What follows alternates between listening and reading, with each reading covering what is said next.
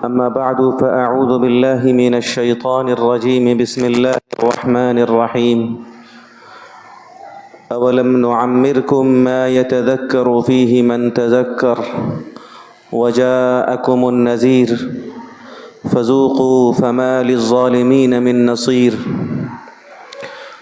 وعن أبي موسى الأشعري رضي الله تعالى عنه عن رسول الله صلى الله تعالى عليه وسلم إن الله ليطلع في ليلة من نصف شعبان فيغفر لجميع خلقه إلا لمشرك أو مشاح أو كما قال عليه الصلاة والسلام. اللہ سبحانہ و تعالی نے ہمیں آپ کو دنیا کے انسانوں کو جو زندگی عطا فرمائی ہے، یہ زندگی بڑی قیمتی ہے، یہ اللہ رب العزت کا بڑا انعام ہے، اور چیزوں کی قدر و قیمت اس کے مقصد سے واضح ہوتی ہے۔ ہم سب کی زندگی قیمتی اس لیے ہے کیونکہ ہماری زندگیوں کا مقصد بھی بڑا عظیم ہے، اور وہ مقصد یہ ہے کہ ہم سب اور دنیا کے سارے انسان اور جنات یہ اللہ رب العزت کی عبادت اور بندگی کریں۔ اس مقصد زندگی کی بنیاد پر ہماری اور آپ کی یہ دنیاوی زندگی اللہ رب العزت کی طرف سے قیمتی موقع ہے۔ قرآن مجید میں اللہ رب العزت نے اس مقصد میں کامیابی کو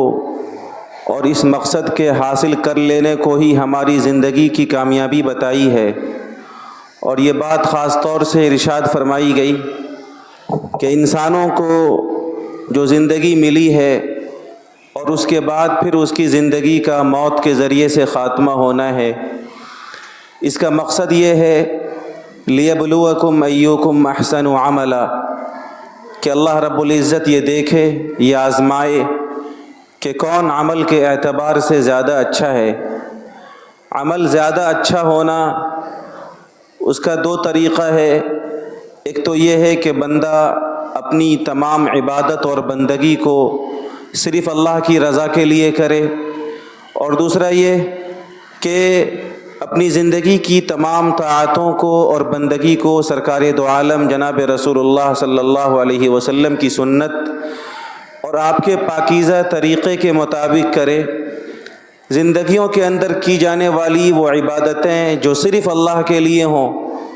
اور جو جناب رسول اللہ صلی اللہ علیہ وسلم کے طریقے کے مطابق کیے جائیں، یہ اس بات کی علامت ہے کہ ہمارا وہ عمل اچھا ہے، اور عمل کا اچھا ہونا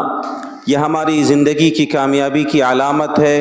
اور دنیا کی اس آزمائش میں ہمارے کامیاب ہونے کی علامت ہے۔ ہماری زندگی اللہ رب العزت کی کتنی قیمتی نعمت ہے، اس کا اندازہ اس سے بھی کیجئے کہ جب یہ زندگی ختم ہوگی اور ہمارا ایمان و عقیدہ ہے کہ اللہ رب العزت قیامت ایک دن برپا کرے گا، پھر سارے انسانوں کو جمع کرے گا، حشر قائم ہوگا، تو میدان محشر کے بارے میں سرکار دو عالم صلی اللہ علیہ وسلم نے یہ بات ارشاد فرمائی کہ انسان کا، کسی بھی انسان کا قدم اللہ رب العزت کی پاک بارگاہ سے اس وقت تک ہٹنے اور ہلنے بھی نہیں پائے گا حتی یسأل عن خمس، جب تک کہ اس سے 5 چیزوں کے بارے میں سوال نہ کر لیا جائے۔ اور ان 5 چیزوں میں جو سب سے پہلی چیز آقا علیہ الصلاۃ والسلام نے ارشاد فرمائی وہ یہی ہے عن عمرہ فیما افنا، کہ زندگی جو ایک قیمتی انعام کی شکل میں تمہیں عطا کی گئی، جس کا ایک بڑا مقصد بتایا گیا، وہ کہاں تم نے فنا کیا، کہاں گزاری، زندگی کس چیز میں لگایا، یہ سوال ہوگا محشر کے اندر، اور اس سوال کے جواب کے بغیر میرا آپ کا اور دنیا کے کسی بھی انسان کا قدم اللہ رب العزت کی پاک بارگاہ سے نہیں ہٹے گا۔ اس سے اندازہ کیجئے کہ یہ زندگی کتنی بڑی دولت ہے اور اس کی کتنی زیادہ اہمیت ہے کہ حشر میں وہ سب سے پہلا سوال جس کے جواب کے بغیر ہم ہٹ نہیں سکتے، جس کے جواب کے بغیر ہمارے قدم رب العالمین کی پاک بارگاہ سے نہیں ہٹ سکتے، وہ یہ ہے کہ آپ کو جو زندگی ملی تھی آپ نے اس زندگی کو کہاں گزارا۔ اور پھر اس سے بھی اندازہ کیجئے کہ قرآن مجید میں اس کا تذکرہ کیا گیا کہ آج اس دنیا کے اندر اس زندگی کے انعام کی جو لوگ قدر نہیں کر رہے، جو اللہ کی عبادت و بندگی نہیں کر رہے ہیں، جو کفر کے راستے پر ہیں، جو شرک کے راستے پر ہیں، جو معصیت اور گناہوں کے راستے پر ہیں، اور کفر اور شرک کی بنیاد پر ان کے لیے جہنم کا فیصلہ ہوا آخرت میں۔ والذین کفروا لہم نار جہنم، قرآن پاک کہتا ہے کہ جنہوں نے کفر کیا، جنہوں نے زندگی کی قدر نہ کی، جنہوں نے زندگی کے مقصد کو نہیں سمجھا، زندگی میں اللہ کی عبادت و بندگی نہ کی بلکہ اللہ کی نافرمانی کا، ناشکری کا راستہ اختیار کیا، معصیت اور اللہ کی نافرمانی وہ کرتے رہے، لہم نار جہنم، فیصلہ ہو گیا کہ ان کو جہنم کے عذاب میں جانا ہوگا، ان کے لیے جہنم کی آگ ہوگی، لا یقضى علیہم فیموتوا، اور جہنم کا عذاب، جہنم کی آگ ایسی نہیں ہے کہ آدمی جل جائے اور معاملہ ختم ہو جائے۔ دنیا میں آج کسی کو آگ میں آپ جلائیے، آگ میں جب اس کا جسم جل جاتا ہے تو اس کی موت ہو جاتی ہے اور جسم میں تکلیف کا معاملہ ختم ہو جاتا ہے۔ جہاز میں کسی کا کریش ہو گیا، جہاز کریش کر گیا اور اس کی باڈی کو آگ لگ گئی تو اس باڈی کو، اس جسم کو آگ کی وہ تکلیف تبھی تک ہوگی جب اس جسم میں روح موجود ہے، روح نکل گئی تو پھر عذاب اور تکلیف کا مسئلہ ختم ہو جاتا ہے۔ قرآن مجید یہ کہتا ہے لا یقضى علیہم فیموتوا، کفر و شرک کی بنیاد پر، زندگی میں اللہ کی نافرمانی کی بنیاد پر یہ جہنمی جب جہنم میں جائیں گے تو ان کے بارے میں موت کا فیصلہ نہیں کیا جائے گا اور ان کے بارے میں یہ فیصلہ نہیں ہوگا کہ موت دے کر کے اس کے عذاب کو ختم کر دیا جائے، اور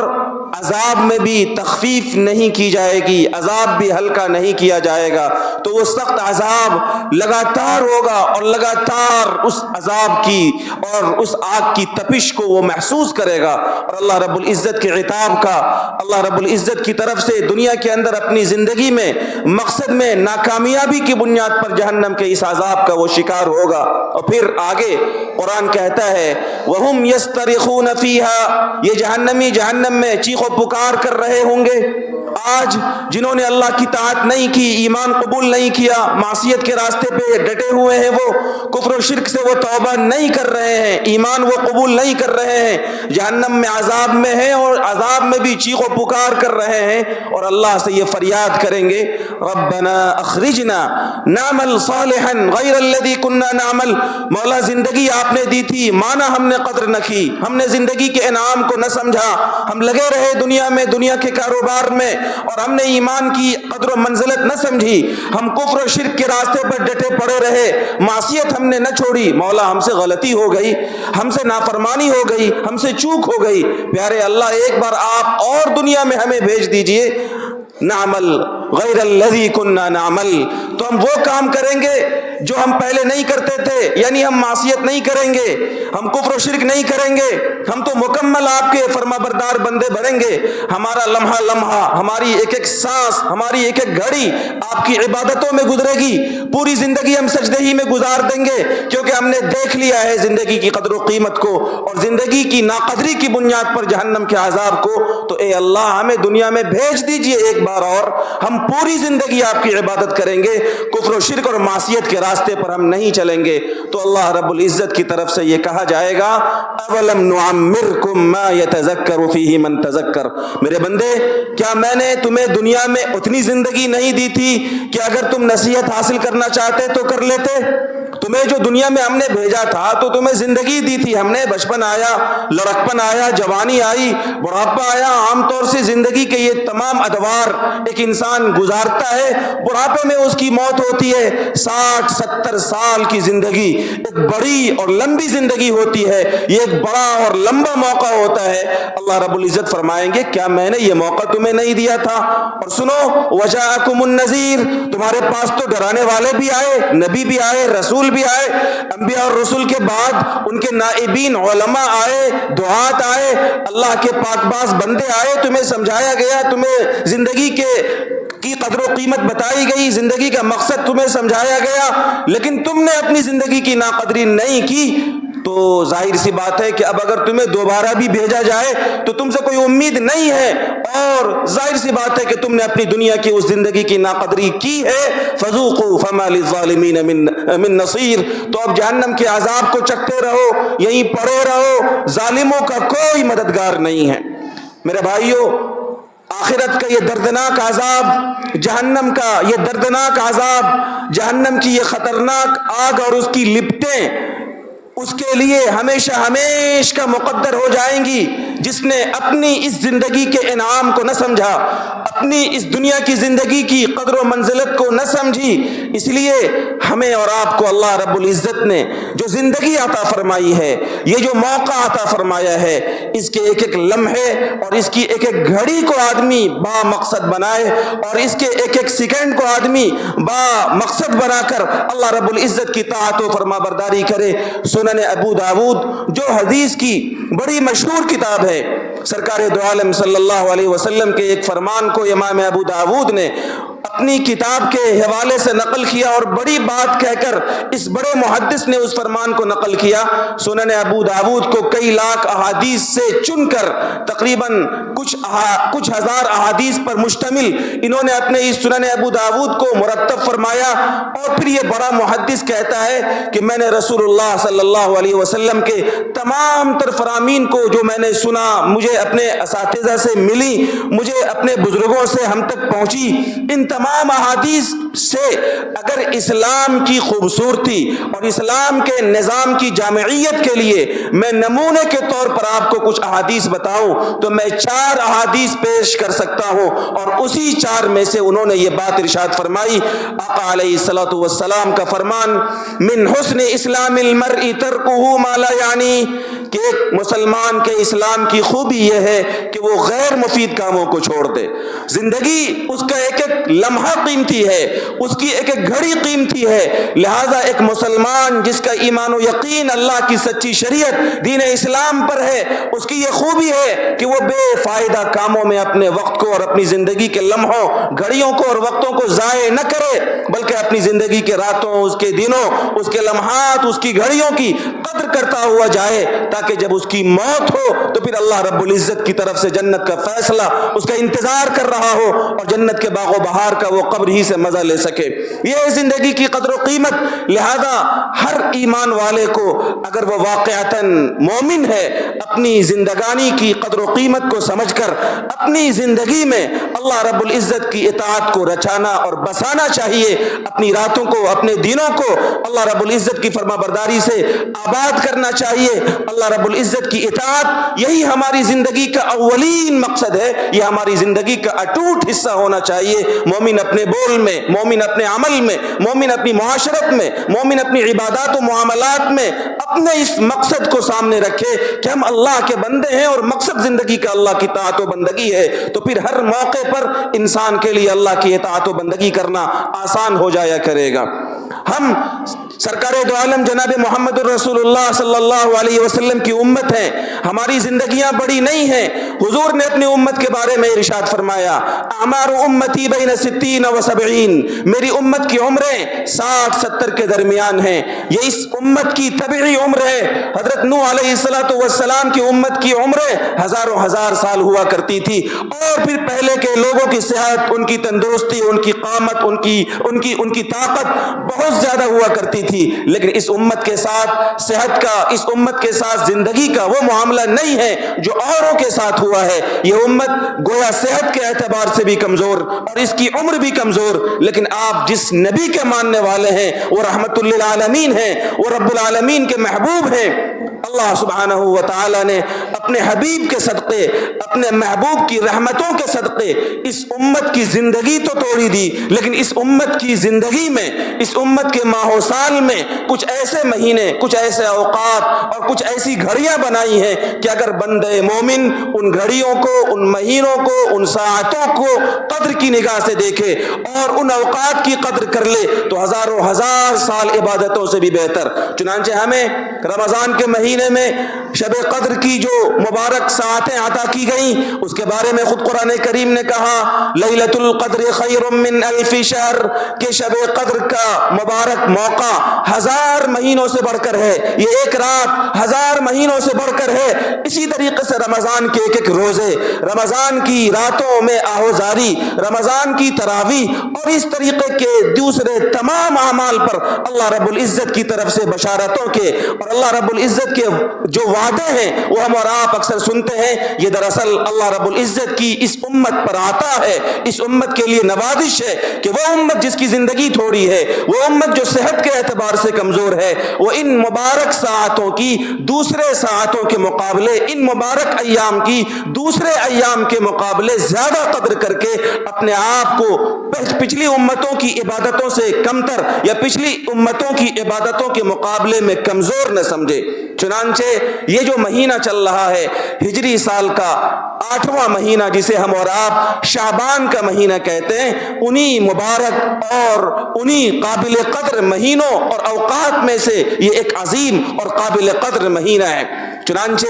بڑے محدث ہیں شیخ عبدالحق محدث دہلوی رحمۃ اللہ علیہ، ان کی کتاب ہے ما ثبت بالسنہ، انہوں نے اپنی اس کتاب کے اندر یہ بات لکھی ہے کہ شعبان عربی زبان میں شعبن سے نکلا ہے، جس کے معنی آتے ہیں شاخ در شاخ، یعنی اس مہینے کے اندر اللہ رب العزت کی رحمتیں، اللہ رب العزت کی گویا کہ نعمتیں اور اللہ رب العزت کی طرف سے نوازشیں بندوں کو شاخ در شاخ اپنے لپیٹ میں لیتی ہے۔ جس طریقے سے ایک درخت کی کئی شاخیں ہوں اور اس درخت سے پھوٹنے والی کئی ٹہنیاں ہوں تو وہ درخت بڑا گھنا معلوم ہوتا ہے، اس مہینے کے اندر بھی گویا اللہ رب العزت کی نوازشیں شاخ در شاخ نکلتی ہیں اور اپنے بندوں کو اللہ رب العزت اپنی رحمتوں کے سائے میں لے لیتا ہے۔ چنانچہ سرکار دو عالم صلی اللہ علیہ وسلم اس ماہ مبارک کی بھی بڑی قدر فرمایا کرتے تھے۔ چنانچہ اما عائشہ رضی اللہ تعالی عنہ کی روایت ہے کہ آقا علیہ الصلوۃ والسلام اس مہینے میں کثرت کے ساتھ روزے رکھتے اور اتنے روزے رکھتے کہ روزہ رکھتے رکھتے رمضان کے مہینے سے اسے ملا دیا کرتے۔ آپ علیہ الصلوۃ والسلام سے ایک موقع سے پوچھا گیا یا رسول اللہ آپ ارشاد فرمائیں کہ رمضان کے بعد کس مہینے کا روزہ سب سے زیادہ بہتر ہے؟ آپ نے ارشاد فرمایا شعبان لتعظیم رمضان، رمضان کی تعظیم کے لیے شعبان کے مہینے میں کثرت کے ساتھ روزے رکھنا یہ دوسرے مہینوں میں روزہ رکھنے کے مقابلے میں زیادہ بہتر ہے۔ تو گویا اس مہینے کے اندر سرکار دو عالم علیہ الصلوۃ والسلام نے جو کثرت کے ساتھ روزے رکھے ہیں اس کی ایک وجہ خود حضور نے ارشاد فرمائی کہ رمضان کی تعظیم میں، گویا رمضان کی روحانی تیاری، آپ کے گھر میں کوئی بڑا مہمان آنے والا ہو آپ اس کی تیاری بہت پہلے سے کرتے ہیں، کسی کے یہاں بیٹی کی شادی ہو، مہمانوں کی آمد ہو، اس کی تیاری وہ کئی دنوں کئی مہینوں پہلے سے کرتا ہے۔ رمضان کا مبارک مہینہ بندوں کی نوازش کے لیے ایک مبارک مہینہ ہے، اس کی روحانی تیاری سرکار دو عالم صلی اللہ علیہ وسلم شعبان کے مہینے سے کر رہے ہیں اور وہ اس طریقے سے کہ کثرت کے ساتھ آپ روزے رکھ رہے ہیں۔ اور پھر ایک موقع سے آپ نے اس کی وجہ یہ بھی ارشاد فرمائی کہ لوگوں کو اس مہینے کی عظمت نہیں معلوم ہے، حالانکہ اس مہینے کے اندر اللہ رب العزت بندوں کے اعمال، بندوں کے جن بندوں کی روحیں اس سال قبض ہونی ہوتی ہیں، اس سال کے تمام بندوں کی روحیں جن کو موت ہونی ہوتی ہے ملک الموت کے حوالے کرتے ہیں۔ حضور نے ارشاد فرمایا کہ میں یہ چاہتا ہوں کہ جب میرا نام ملک الموت کے حوالے کیا جائے تو میں اس حال میں ہوں کہ میں روزے سے ہوں۔ سرکار دو عالم علیہ الصلوۃ والسلام نے گویا کثرت کے ساتھ روزہ رکھنے کی یہ وجہ بھی ارشاد فرمائی کہ شعبان کے مہینے میں رب ذوالجلال اس سال موت پانے والے لوگوں کی فہرست اور لسٹ ملک الموت کے فرشتے کے حوالے کرتا ہے، اور حضور کا منشا یہ ہے کہ جب میرا نام اس لسٹ میں آئے تو میں روزے سے ہوں۔ اس طرح کی اور بھی وجہیں کثرت کے ساتھ روزہ رکھنے کی آقا علیہ الصلوۃ والسلام کی علماء اور محدثین نے لکھی ہے، لیکن یہ ایک بات بہت واضح طریقے سے سمجھی جا سکتی ہے کہ آقا علیہ الصلوۃ والسلام رمضان کے مہینے کے لیے روحانی تیاری اس مہینے کے اندر کثرت کے ساتھ روزہ کر کے فرمایا کرتے تھے۔ اسی طریقے سے اسی مہینے کے اندر جو 15ویں شعبان کی رات آتی ہے جسے ہم لوگ عرف میں شب برات کہتے ہیں، لیلۃ البرات کہتے ہیں، کہ اللہ رب العزت عزت اس رات میں جہنم سے اپنے بندوں کو خلاصی عطا فرمایا کرتا ہے۔ اس سلسلے کی احادیث کمزور ہیں، لیکن ان تمام احادیث کی بنیاد پر علماء کرام نے یہ بات لکھی ہے کہ استحباب کے درجے میں بندے مومن جو گناہوں میں ڈوبا ہوا ہے، جو اللہ رب العزت کی اطاعت سے کوسوں دور ہے، ہم اور آپ سر تاپا معصیتوں میں ڈوبے ہوئے ہیں، اس طرح کے مواقع کو اللہ رب العزت کی طاعت و بندگی میں گزارے۔ چنانچہ شب برات جو ہمارے عرف میں 15ویں شعبان کی رات کو کہا جاتا ہے، اس رات کے بارے میں خود حضور سرکار دو عالم صلی اللہ علیہ وسلم نے یہ بات ارشاد فرمائی کہ جب شعبان کی 15ویں رات آتی ہے تو اس رات میں اللہ رب العزت اپنے بندوں کی طرف خاص توجہ فرماتے ہیں۔ فَيَغْفِرُ لِأَكْثَرَ مِنْ عَدَدِ شَعْرِ غَنَمِ كَلْبٍ، بنو کلب ایک قبیلہ تھا، حضور نے فرمایا کہ اس قبیلے میں جتنی بکریاں ہیں ان تمام بکریوں کے بالوں کے برابر اللہ رب العزت اپنے بندوں کی مغفرت فرماتا ہے۔ محدثین نے اس کا منشا بتایا کہ اس کا مقصد یہ ہے کہ اللہ رب العزت اپنے بے شمار بندے کو جہنم سے خلاصی عطا فرما دیا کرتا ہے۔ چنانچہ ایک اور روایت میں سیدنا حضرت علی رضی اللہ تعالیٰ عنہ فرماتے ہیں کہ حضور پاک علیہ الصلوۃ والسلام نے ارشاد فرمایا، اذا كانت لیلۃ النصف من شعبان فقوموا لیلها وصوموا نہارها، کہ جب شعبان کی 15ویں رات آئے تو رات میں عبادت کرو، دن میں روزے رکھو، کیونکہ اس رات میں اللہ رب العزت سمائے دنیا پر تشریف لاتے ہیں، یعنی بندوں کے بہت قریب ہوتے ہیں، اور پھر اللہ رب العزت کی طرف سے اعلان کیا جاتا ہے، الا من مستغفر فاغفر لہ، ہے کوئی معافی مانگنے والا، ہے کوئی وہ بندہ جس نے بہت گناہ کیا ہو اور اسے اپنے گناہوں پر ندامت و شرمندگی ہو اور رب ذوالجلال سے، رب رحیم و کریم سے مغفرت کی بھیک مانگے، اغفر لہ، میں اسے معاف کر دوں گا۔ الا من مسترزق فارزقہ، ہے کوئی پریشان حال جسے روزی روٹی نہیں ملتی، جسے اپنے کاروبار میں نقصان کی شکایت ہے، جسے اپنے ملازمت میں بے برکتی کی شکایت ہے، اسے یہ شکایت ہے کہ اس کی انکمنگ اور اس کی آمدنی سے اس کے گھر والوں کے پیٹ نہیں پلتے، وہ روزی کا طالب ہے، فارزقہ، آج کی رات مانگے، میں اس کی روزی کے لیے فیصلے کروں گا۔ الا من مبتل فعافیہ، حضور فرماتے ہیں کہ اللہ کی طرف سے یہ اعلان ہوتا ہے، اللہ رب العزت فرماتے ہیں کہ ہے کوئی جو مصیبت میں گرفتار ہو، جو کسی پریشانی میں مبتلا ہو، کسی بیماری میں مبتلا ہو، جسے حالات نے جھنجھوڑ دیا ہو، جسے اپنوں اور غیروں کی طرف سے شکایتوں کا سامنا ہو، عافیہ، میں ایسی تمام مصیبتوں میں مبتلا شخص کی عافیت کے فیصلے کروں گا۔ حتی یطلع الفجر، اللہ رب العزت کی طرف سے یہ اور اس طرح کے اعلانات لگاتار ہوتے رہتے ہیں، اللہ رب العزت بندوں پر رحمتیں اور نوازشیں کرتا رہتا ہے۔ حضور فرماتے ہیں حتی یطلع الفجر، یہاں تک کہ صبح صادق طلوع ہو جائے۔ تو لیلۃ النصف من شعبان، جس کو ہم اور آپ عرف میں شب برات کہتے ہیں، اس سلسلے کی یہ دو باتیں یہ ان احادیث میں آئی۔ ایک بات تو یہ کہ اس رات کے اندر عبادت کی جائے اور اللہ رب العزت کی طاعت و بندگی کی جائے، ایک دوسری بات یہ آئی کہ 15ویں شعبان کا روزہ رکھا جائے، علماء نے لکھا ہے کہ 15ویں شعبان کا روزہ رکھنا مستحب ہے۔ اور ایک تیسرا عمل جو سرکار دو عالم صلی اللہ علیہ وسلم کی ایک روایت سے ثابت ہے، ام عائشہ رضی اللہ تعالیٰ عنہ کی مشہور روایت ہے جو ہم اور آپ اکثر اس طرح کے مواقع پر سنتے ہیں کہ حضور اس رات میں بقیع قبرستان تشریف لے گئے اور اتنی خاموشی کے ساتھ نکلے کہ پاس لیٹی پاک بیوی اما عائشہ رضی اللہ تعالی عنہا کو بھی اس کی خبر نہیں ہوئی۔ تفصیلات ہے روایت کے اندر۔ پھر حضور پاک علیہ الصلوۃ والسلام نے اما عائشہ رضی اللہ تعالی عنہا کے استفسار پر یہ بات ارشاد فرمائی کہ عائشہ، یہ وہ رات ہے جس رات میں اللہ رب العزت اپنے بے شمار بندوں کی قبیلہ بنو کلب کی بکریوں کی تعداد کے برابر مغفرت فرمایا کرتا ہے۔ اس روایت سے یہ بات معلوم ہوئی کہ حضور پاک علیہ الصلوۃ والسلام اس رات میں ایک مرتبہ قبرستان بھی تشریف لے گئے۔ لیکن غور فرمائیے کہ حضور قبرستان جا رہے ہیں تو بیوی کو بھی خبر نہیں ہے، حضور قبرستان جا رہے ہیں تو اپنے صحابہ کو، اپنے جانثاروں کو بھی خبر نہیں کر رہے ہیں۔ اگر یہ موقع قبرستان جانے کا ایسا ہوتا جس میں ٹولی بنا کر قبرستان جایا جاتا تو حضور اپنے جانثاروں کو محروم نہ کرتے, حضور ابو بکر کو بلاتے, عمر کو بلاتے, عثمان و علی رضی اللہ تعالی عنہم اجمعین کو اور اپنے جانثار اور فداکاروں کو بلاتے کہ آؤ چلو آج کی رات قبرستان جا کر اپنے مرحومین کی مغفرت کے لیے دعائیں کرنی ہے. لیکن حضور کسی کو لے کر نہیں جا رہے ہیں, تنہا جا رہے ہیں, اور زندگی میں ایک بار جانا حضور کی روایات سے یہ ثابت ہے. لہٰذا ہمارے علماء نے یہ لکھا ہے کہ آپ اگر قبرستان جاتے ہیں تو بغیر کسی التزام کے کسی سال جائیں کسی سال نہ جائیں, اور جب جائیں تو خاموشی کے ساتھ جائیں, وہاں اپنے مرحومین کی مغفرت کے لیے دعائیں مانگے, اللہ کی پاک بارگاہ میں استغفار کرے.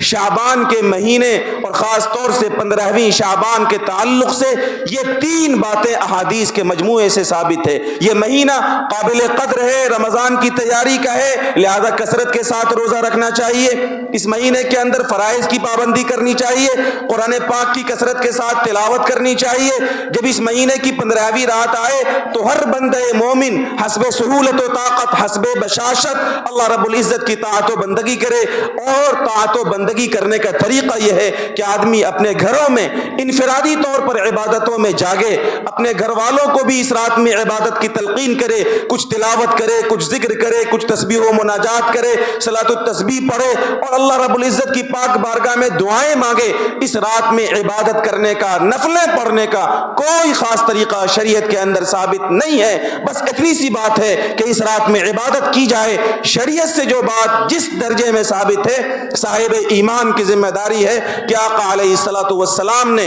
اسے جس طرح جس کام کے کرنے کی تلقین فرمائی ہے وہ اسی طریقے سے کرے. عام طور سے آج ہمارے شہروں میں خاص طور سے یہ دیکھنے کو ملتا ہے کہ ہمارے نوجوان اس رات بائک ریسنگ کرتے ہیں, ہمارے گھروں اور مساجد پر لائٹ کی سجاوٹ کی جاتی ہے, قبرستان میں چراغاں کیا جاتا ہے, اگربتیاں جلائی جاتی ہیں. اس رات میں عبادت ہونی چاہیے تو گھر کی عورتوں کو حلوہ پکانے میں لگا دیا جاتا ہے. یہ اور اس طرح کی تمام باتیں یہ ہماری اپنی خرافات ہیں, ہماری اپنی ایجادات ہیں. سرکار دو عالم صلی اللہ علیہ وسلم کی سنت و شریعت سے اس طرح کی کسی چیز کا کوئی تعلق نہیں ہے. حضور کے احادیث کے مجموعے سے بس 3 بات ثابت ہے. ایک بات تو یہ کہ آپ عبادت کریں اور اپنی سہولت کے ساتھ عبادت کریں. دوسری بات یہ کہ دن میں آپ روزہ رکھیں اور یہ روزہ رکھنا مستحب ہے. اور تیسری بات یہ کہ آپ کبھی کسی سال قبرستان جائیں اور خاموشی کے ساتھ چپکے سے جائیں, گروپ بنا کر, ٹولے بازی بنا کر, اس طریقے سے جس طرح ہمارے یہاں دیکھنے کو ملتا ہے کہ قبرستان جانے کو بھی لوگ آج کل